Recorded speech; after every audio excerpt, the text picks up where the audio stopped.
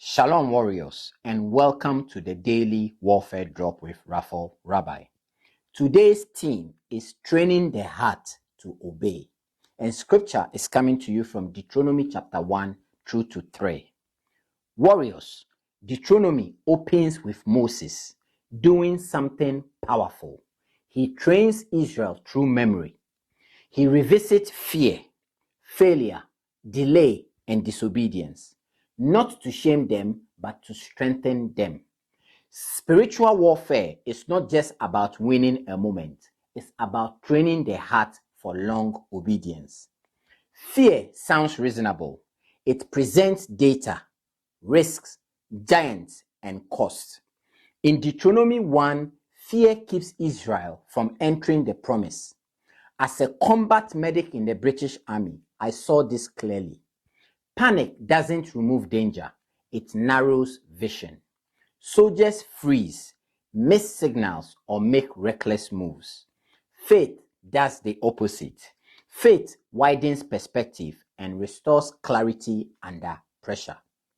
This applies to everyday life. Fear at work says don't speak up. Fear in marriage says avoid the conversation. Fear in faith says stay quiet. Don't stand out. But fear, dressed as logic, still paralyzes obedience. In Deuteronomy chapter 2 and 3, God gives victories, but also sets limits. Some lands are not Israel's to take. Warriors, discernment is warfare. Not every argument in traffic needs engagement. Not every insult at work deserves a response. Not every online provocation requires your energy. As a medic, I learn triage. You don't treat every wound. You focus where life is most threatened. Spiritually, discernment preserves strength.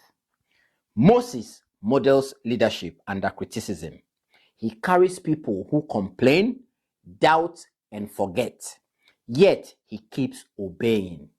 If you are leading a household, raising children, serving faithfully, or standing for holiness in a compromising culture, you will be misunderstood. Obedience must outclass opinion. Here is today's warfare truth. Memory trains obedience. Discernment prevents distraction, and faith refuses retreat. God is not shaping you for emotional highs. He is training you for endurance. My faithful warriors, we shall meet on the battlefield tomorrow. Shalom.